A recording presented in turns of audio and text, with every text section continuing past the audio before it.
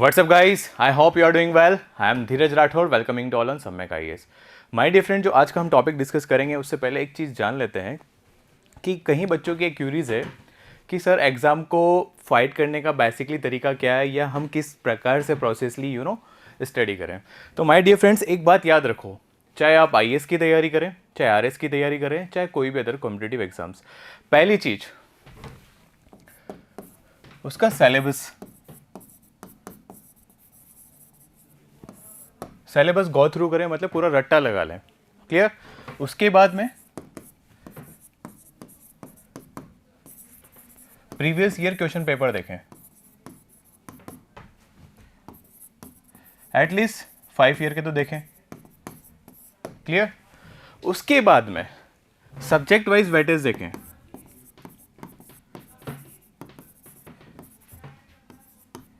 Clear?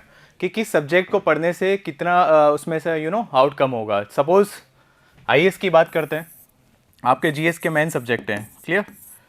ठीक है, polity हो गया, आपका इकोनॉमी हो गया, ज्योग्राफी हो गया, हिस्ट्री हो गया, एनवायरनमेंट हो गया, SNT हो गया एंड करंट अफेयर। क्लियर? अब आपको पता है कि पॉलिटी सेक्शन पढ़ते हैं तो अराउंड 15 से 20 क्वेश्चन हर साल पूछते हैं, चाहे डायरेक्टली पूछें चाहे इनडायरेक्टली पूछें, और जितने भी एस्पिरेंट्स होते हैं उनके ऑलमोस्ट सबके करेक्ट होते हैं। क्लियर? तो पॉलिटी अपना स्ट्रॉन्ग कर लें। इकोनॉमी को पता है आपको इकोनॉमी कहाँ से पढ़नी है, रिसोर्सेज बिल्कुल क्लियर रखें कि एक बुक पढ़नी तो एक बुक पढ़ें, NCERT पढ़नी तो NCERT पढ़ें, और साथ के साथ जो भी डे टू डे लाइफ में नेशनल और इंटरनेशनल लेवल पे जो भी चीज़ें हो रही हैं उसको अपडेट करें वहाँ पे। और सुनो, नोट्स बनाना स्टार्ट करो, बिल्कुल क्रिस्प नोट्स होने चाहिए। क्लियर? आपके ज़्यादा से ज़्यादा एक पेज में, एक पैराग्राफ में, कम शब्दों में, जो आपको ही समझ में आए, ताकि लास्ट टाइम पे जब आप मेंस की प्रिपरेशन करेंगे ना तो आप फटाफट क्विक रिवीजन कर पाएंगे। ये आदत अभी से डाल लें। जैसे इसके बाद में बात करते हैं ज्योग्राफी की। माय डियर फ्रेंड, ज्योग्राफी में सभी क्या करते हैं, NCERT पढ़नी तो NCERT पढ़ो, 11 12 दैट्स इट। और बाकी ठीक है, आपकी डेप्थ थोड़ी अच्छी नहीं है तो 6 से भी स्टार्ट कर सकते हैं, but 11 12 that is enough. Clear? अब इसके बाद बात करते हैं हिस्ट्री की। हिस्ट्री में ऑब्वियसली सब्जेक्ट बहुत वास्ट है, एंशिएंट, मिडावल हो गया आपका, ठीक है, मॉडर्न हो गया, बट मोस्टली जो बच्चे होते हैं, ठीक है, साइंस बैकग्राउंड से होते हैं या कॉमर्स बैकग्राउंड से होते हैं या अदर स्ट्रीम से, लॉ से भी होते हैं, तो क्या होता है कि हिस्ट्री आप प्रिपेयर करेंगे, पूरा एंशिएंट, मिडावल, मॉडर्न और आर्ट एंड कल्चर भी इसी का पार्ट है। क्लियर? तो ये बहुत वास्ट हो जाता है। तो बेसिकली ये देखें कि एक्चुअली एग्जाम में पूछते क्या है। मॉडर्न से ज़्यादा क्वेश्चन आ रहे हैं कि एंशिएंट से आ रहे हैं कि मिडावल से आ रहे हैं कि आर्ट एंड कल्चर से आ रहे हैं। क्लियर? तो मेरा जो सजेशन है, सबसे पहले आप अच्छे से NCERT पढ़ें, और NCERT पढ़ने के बाद में मॉडर्न को तो इतना अच्छा सा कर लें कि आपका एक सवाल भी गलत नहीं होना चाहिए। पूरा 1857 से लेके आपका 1947 तक बिल्कुल रट्टा होना चाहिए, एक एक एपिसोड आपका। क्लियर? इसके बाद करते हैं आगे एनवायरनमेंट। ये बात हो रही है IAS की। क्लियर? क्योंकि IAS में जो आपका प्रीलिम्स होता है, क्लियर, वो उसमें सिविल सर्विस भी होता है, उसके साथ साथ आपका फॉरेस्ट सर्विस भी होता है। तो वहाँ पे एनवायरनमेंट और फॉरेस्ट के कहीं सारा वेटेज ज़्यादा होता है, एनवायरनमेंट प्लस इकोलॉजी भी बोलते हैं इसको। क्लियर? इसमें से भी समटाइम्स 20 से 25 क्वेश्चंस तक आ जाते हैं, क्योंकि आना जरूरी भी है, क्योंकि इसका जो एग्जाम से कॉमन है। फॉरेस्ट के लिए कोई अलग प्रीलिम्स नहीं होता है, फॉरेस्ट के लिए एक ही होता है, बस मेंस अलग होता है उसका। क्लियर? इसके बाद में SNT आप कर रहे हो, डे टू डे लाइफ वाल जो भी चीज़ें हो रही, डिफेंस हो गया, ठीक है, टेक्नोलॉजीज रिगार्डिंग जो भी चीज़ें हो गई आपको अपडेट करना है। करंट तो स्पेशली आपको रट्टा लगा लेना है। क्लियर? और उसके साथ साथ आपका करंट अफेयर। मेरा हमेशा एक ही फोकस है और एक ही बात पे कहना है कि जो भी पढ़ो ऑथेंटिक पढ़ो, एक सोर्स को अच्छे से पढ़ो और बार बार पढ़ो। ऐसा नहीं है कि आप 3 साल 4 साल तक चीज़ों को समझ रहे हो, पढ़ रहे हो, उसके बाद में आपको समझ में आ रहा है कि फाइनली सब्जेक्ट एक ही पढ़ना है। क्लियर? आई होप आपकी जो क्यूरी थी बार बार आ रही थी, आई थिंक आपको समझ में आ गया होगा। फिर भी नहीं आता है किसी भी एग्जाम से रिगार्डिंग हो, चाहे IAS हो चाहे RS हो, आपको कोई डाउट्स भी आ रहे हैं रिगार्डिंग टू सब पढ़ना कैसे है, आपकी डे टू डे लाइफ की प्रॉब्लम्स में, आप कमेंट भी कर सकते हैं। जरूरी नहीं है कि अपन हमेशा ठीक है करंट अफेयर की बात करें, एक डेडिकेटेड वीडियो भी बना सकते हैं। क्लियर? तो आज का जो हम टॉपिक डिस्कस करेंगे, अब बात कर लेते हैं आज के करंट टॉपिक की, वो है India Australia economic cooperation and trade agreement. ये GS 2 में कवर हो रहा है आपका, international relation and grouping. Clear? और इकोनॉमी पर्सपेक्टिवली भी इसमें से पूछा जा सकता है। और प्रीलिम्स में तो आपको किस तरह के सवाल पूछे जा सकते हैं कि ऑस्ट्रेलिया और नेबरहुड कंट्रीज पूछ लेंगे, ascending descending order, north Asian, east और ईस्ट एशियन जो कंट्रीज हैं उनके ऑर्डर पूछ लेंगे, कौन से लैटिट्यूड वाइज ऊपर आता है या नीचे आता है। ठीक है? तो बात करते हैं आज India Australia economic cooperation and trade agreement. Clear? जो कि अभी जो आपका ऑस्ट्रेलिया पार्लियामेंट है उसने इसको पास कर दिया। ऑलमोस्ट आई थिंक ये जनवरी 2023 से रोल आउट भी हो जाएगा। क्लियर? अब इसको पढ़ने के पीछे रीजन क्या है, वाई। मैं हमेशा एक बात हमेशा कहता हूँ, वाई पे फोकस करना सीख लो कि क्यों पढ़ रहे हैं। देखो यार, सीधी सी बात है, आज इंटरनेशनल रिलेशंस पे अपन जाते हैं तो ले दे के बाद एक ही चीज़ आती है कि ट्रेड कितने अच्छे तरीके से, सिक्योरिटी, टूरिज्म, ये 3-4 बेसिकली मुद्दे से होते हैं। एनवायरनमेंट हो गया, क्लाइमेट चेंजेस हो गया, ये इन पे हमेशा चारों तरफ डिस्कशन का पार्ट होता है, चाहे कोई भी समिट्स हो। क्लियर? तो यहाँ पे जो बात की गई है ट्रेड के बारे में बात की गई कि इस पैक्ट के बनने के बाद में हमें फ़ायदे क्या होंगे, इंडिया वाले को क्या फ़ायदे होंगे और ऑस्ट्रेलिया वालों को क्या फ़ायदा होगा। क्लियर? तो अपने को जो फ़ायदा होने वाला है बेसिकली आपको पता ही है क्या होगा। आपने जो एक्सपोर्ट करेंगे यहाँ से तो उनको एक ओपन मार्केट मिल जाएगा ऑस्ट्रेलिया का, जिससे कि वहाँ पे जो टैरिफ्स का मतलब जो उन पे चार्ज लगता है, मतलब जो टैक्सेस अप्लाइड करती है ऑस्ट्रेलियन गवर्नमेंट, कि कम से कम लगे और ज़्यादा से ज़्यादा मार्केट्स ओपन हो जाए। किसके लिए? एक्सपोर्ट्स के लिए। किसको? इंडिया वालों को। क्लियर? और ठीक उसी प्रकार ऑस्ट्रेलिया वाले हमसे क्या एक्सपेक्ट करते हैं कि हमारे भी जो मिनरल्स हो गया, क्लियर, जो भी हमारी कोल्स हो गया, मिनरल्स हो गया, ठीक है, इसके अलावा वाइन्स हो गया, ये बहुत सारी चीज़ें होती हैं, उसके ऊपर आप कम से कम टैरिफ लगाओ और हमें भी ज़्यादा से ज़्यादा मार्केट दो। तो मतलब इस हाथ लो और इस हाथ दो। समझ में आ गया? फ्री ट्रेड एग्रीमेंट का मतलब to improve, to boost the economy by giving the free fair trade environment, clear, from the both of side of the nation. Clear? तो अब बात कर लेते हैं step by step, free trade agreement क्या होता है। पहले तो आगे जाने से पहले ये अपने को इकोनॉमी के बेसिक कॉन्सेप्ट पता होना चाहिए कि फ्री ट्रेड एग्रीमेंट क्या होता है। दो देशों के बीच में ऐसी संधि होती है जिसके द्वारा दोनों देश अपने जो टैरिफ्स होते हैं कम से कम ना के बराबर लगाते हैं और दोनों देशों को बिजनेस करने की स्वतंत्रता दी जाती है। क्लियर? आ गया समझ में? तो अब देख लेते हैं एक बार, pact between 2 or more nation. Clear? 2 or more nation to reduce barrier to import and export. Simple सी बात है, open and free market provide करना, open and free constant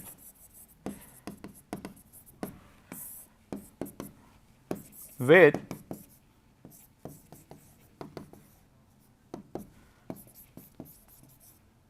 minimum tariff.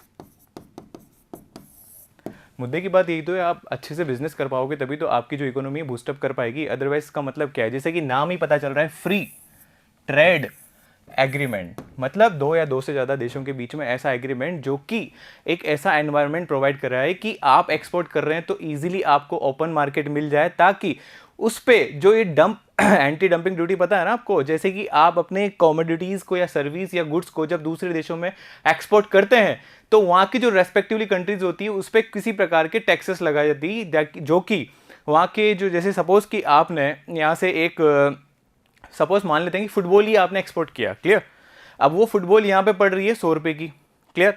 But Australia में जाने के बाद में उसमें एंटी डंपिंग ड्यूटीज लगा दिए, कहीं और प्रकार के टैक्स लगा दिए और वो फुटबॉल वहाँ जाके हो जाती 1000 रुपये की। क्लियर?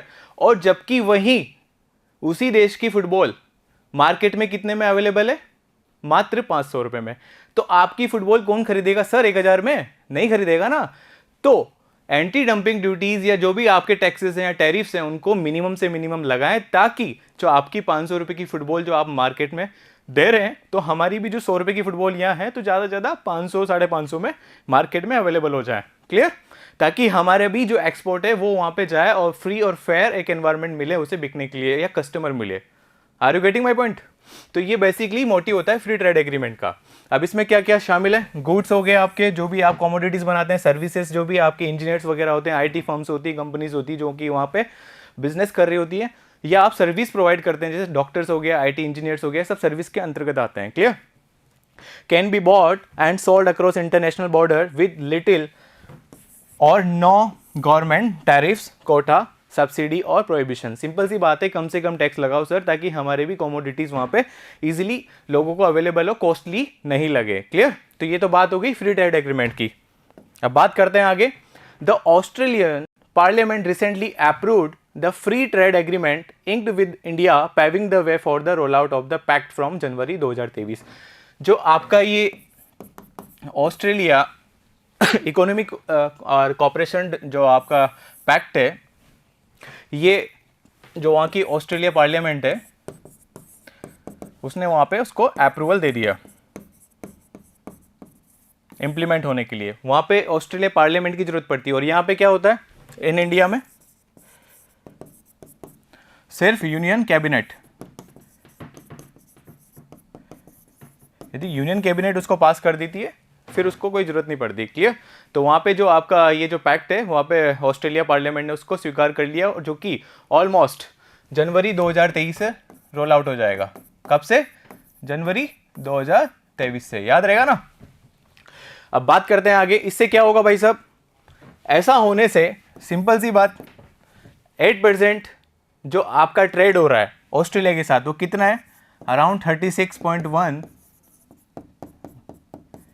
बिलियन यूएसडी डॉलर, वो बढ़ के कितना हो जाएगा, ऑलमोस्ट 63 या 50 मान के चलो 50।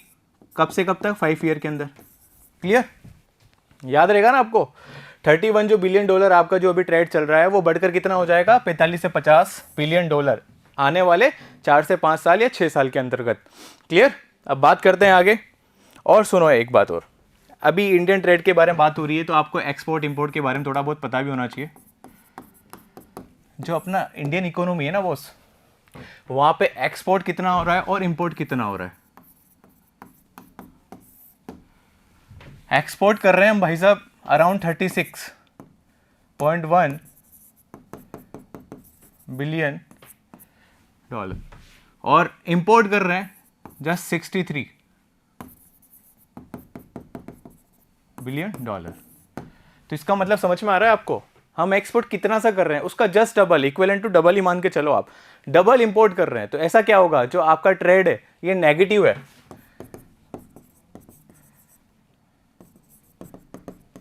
Negative trade deficit. क्लियर। तभी तो हम एक्सपोर्ट को बढ़ावा देने के लिए ये सब चीजें कर रहे हैं। एक्सपोर्ट कैसे बढ़ेगा, आप मैन्युफैक्चरिंग कितना भी कर लो, जब तक इस प्रकार के कोई एग्रीमेंट्स नहीं होगा, जब तक आपको ओपन मार्केट नहीं मिलेगा या कॉम्पिटिटिव रेट के अकॉर्डिंग आप ऐसा मास प्रोडक्शन करने में सक्षम नहीं हो पाएंगे, तब तक आपका जो एक्सपोर्ट है सर बूस्ट नहीं कर पाएगा। Clear.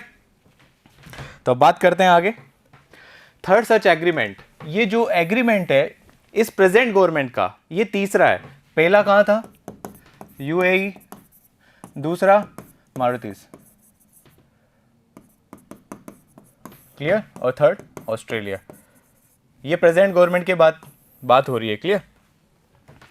The ECTA needed ratification by the Australian parliament before it's implementation. भाई साहब आपको इम्प्लीमेंटेशन के लिए जो ऑस्ट्रेलिया पार्लियामेंट है उसकी अप्रूवल मिल चुकी है। क्लियर।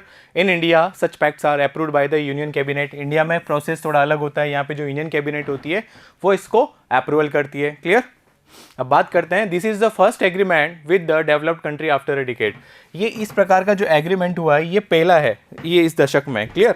इससे पहले हुए हैं, लेकिन जो प्रेजेंट गवर्नमेंट है या इससे पहले भी जो गवर्नमेंट रही है ये बीजेपी की, जो डेवलप्ड नेशन के साथ इस तरह का जो एग्रीमेंट किया है ये अभी तक का पहला है। क्लियर।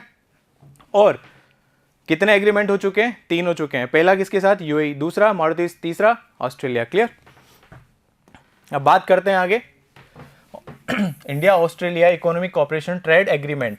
एक्चुअली इसको होने से स्टेप देखो, अब इसको क्या होता है, प्रोसेस को तरीके से भी लिखना पड़ता है। जब आप मेंस का क्वेश्चन लिखेंगे तो आपके कुछ पॉइंट्स दिमाग में होने चाहिए कि एक्चुअली आप जब मेंस लिखेंगे तो उसको आप इकोनॉमिक की दृष्टि से नहीं लिखेंगे, आप उसको कहीं डायमेंशन से आपको मेंशन करना पड़ेगा।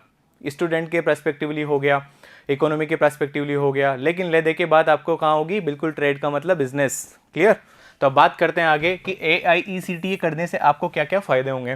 पहली चीज तो ड्यूटी फ्री एक्सेस मिल जाएगा।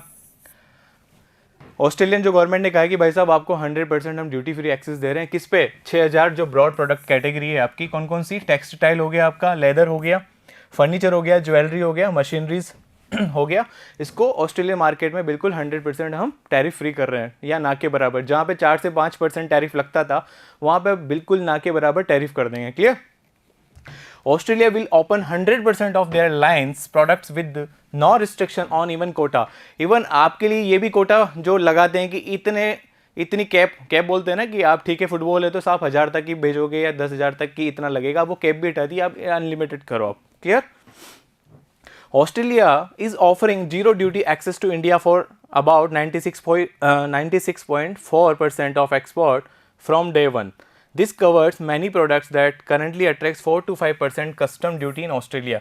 जहाँ पहले प्रोडक्ट्स पे 4 से 5% कस्टम ड्यूटी लगती थी, अब वहाँ पे ना के बराबर 0 पॉइंट, आगे समझ में 0.9 हो गया या 0.01% हो गया, ना के बराबर मान के चलो, not tariff, 100% market open for these 6,000 broad sections including textile, leather, furniture, shoes, machineries, etc. etc. Clear? अब बात करते हैं आगे, double taxation avoidance agreement, DTAA। देखो ये इकोनॉमी के टर्म्स हैं, ये पढ़ोगे आप या पढ़ भी चुके होंगे। डबल टैक्सेशन अवॉइडेंस एग्रीमेंट, पहले तो ये होता क्या है भाई साहब, व्हाट, ये तो पता होना चाहिए ना आपको एक्चुअली होता क्या है। सपोज आप हो इंडिया में, भारत के निवासी हो और सऊदी अरबिया जाके आप कमाते हो, ठीक है, तो जो आपकी इनकम है वहाँ पे भी टैक्स लग रहा है, और फिर यहाँ आएंगी, मतलब आप यहाँ भेजेंगे तो यहाँ पे भी टैक्स लगेगा, तो सेम इनकम पे 2 बार टैक्स लग रहा है आपका, क्लियर।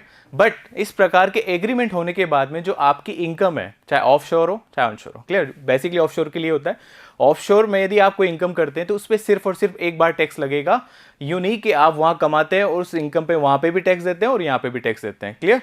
तो सेम इनकम पे 2 बार टैक्स को अवॉइड करना ही क्या बोलते हैं, double taxation avoidance agreement, clear.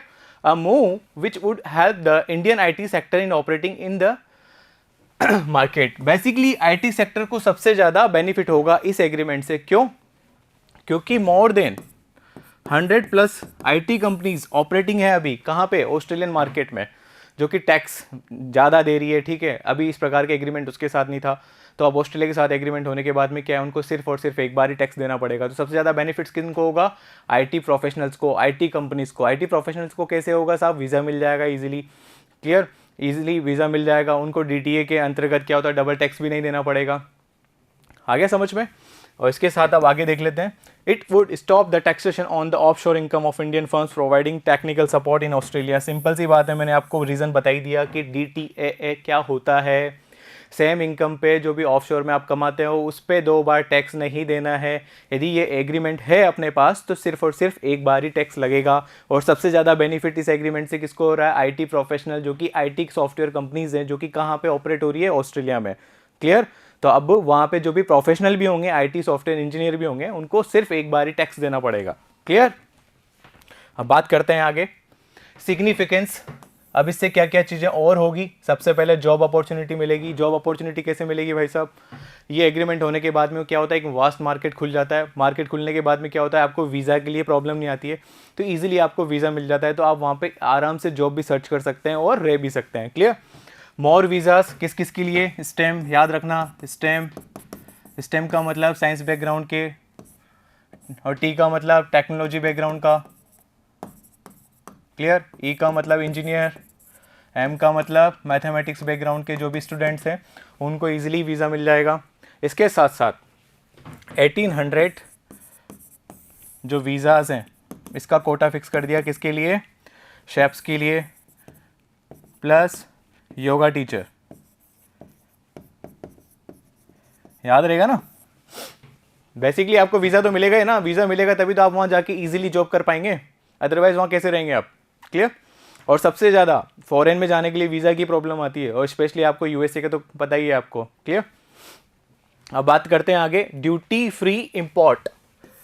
चलो ये तो बात एक्सपोर्ट की कर ली, वो भी तो अपने से कुछ ना कुछ एक्सपेक्ट कर रहे होंगे ना भाई साहब, आप लोगे क्या, दोगे कुछ नहीं, तो डेफिनेटली ड्यूटी फ्री इंपोर्ट होगा। उसके अंतर्गत अपने को ऑस्ट्रेलिया वालों को क्या बेनिफिट होगा, जो क्रिटिकल रॉ मटेरियल हैं, जैसे कि कोल हो गया, कोल्स की आपको पता ही है, अडानी वाला जो अभी इशू चल रहा था, कवर हो रहा था, कोल माइंस लिया था अडानी जी ने। एल्यूमिनियम हो गया आपका, मैग्नीज हो गया, कॉपर हो गया, जितने भी मिनरल्स हैं, ठीक है, विस्की या जो भी वाइन्स वगैरह हैं जो भी इंपोर्टेड है, उस पर ना के बराबर ड्यूटीज़ लगेगी। अराउंड 70% जो कमोडिटीज़ है वो ना मिनिमम ड्यूटीज़ के अंतर्गत रखी गई है। कहाँ, किसके द्वारा, इंडिया वालों के द्वारा। किसको एक्सेस देने के लिए, ऑस्ट्रेलियन गवर्नमेंट को। तो मतलब ऑस्ट्रेलिया वाले अपने को दे रहे हैं 100% और अपन क्या दे रहे हैं 60%। फिर भी विन विन कंडीशन में है या नहीं, कमेंट करके बताओ क्यों है भाई साहब, देख लीजिएगा एक बार। अब बात करते हैं आगे, लेबर इंटेंसिव सेक्टर का मतलब क्या होता है, जो भी अप्रैल से जो भी आपके कपड़े वपड़े बनते हैं, लेदर के, शूज़ के, ये सब चीज़ें लेबर इंटेंसिव सेक्टर्स के अंतर्गत आते हैं, उनको बूस्ट मिलेगा। क्यों? क्योंकि एक्सपोर्ट के लिए एक आपको ओपन मार्केट मिल गया। ओपन मार्केट मिलने के बाद में आप एक कॉम्पिटिटिव प्राइस पे अपने कमोडिटीज़ को ईजिली बेच पाएंगे। क्लियर? तो उसको बूस्ट मिलेगा। क्लियर? इसके साथ साथ इंडियन आईटी सेक्टर, सबसे ज़्यादा फायदा इस एग्रीमेंट से इंडियन आईटी सेक्टर को होगा। मैंने ऑलरेडी बता दिया कि 100+ कंपनी अभी ऑस्ट्रेलिया में ऑपरेट कर रही है। तो ऑपरेट करने के बाद में उनको वीज़ा में कोई प्रॉब्लम नहीं आएगी। वहाँ पे जो भी DTA, डबल टैक्स अवॉइडेंस जो एग्रीमेंट हो गया, उसके द्वारा भी आपको सेम इनकम पे 2 बार टैक्स नहीं देने पड़ेंगे। Clear? The move may lead to saving of about USD 200 million each year for over 100 IT firms. लेन देन के बाद IT फर्म्स की हो रही है। क्लियर? फायदा ही फायदा किसको सबसे ज़्यादा है? IT फर्म्स को। क्लियर? तो आई थिंक ये जो भी आपने इंडिया ऑस्ट्रेलिया पैक्ट के बारे में पढ़ा है, आपको समझ में आया होगा। यदि किसी प्रकार का फिर भी कोई डाउट रह जाता है या आपके दिमाग में कोई कॉन्सेप्ट क्लियर नहीं होता है, तो आप सीधे कमेंट करके बता सकते हैं, ताकि जो भी आपके डाउट्स है उसको नेक्स्ट सेशन में कवर किया जाए। फिलहाल के लिए बस इतना ही। खुश रहें, बिंदास रहें, चिल रहें। Thank you very much.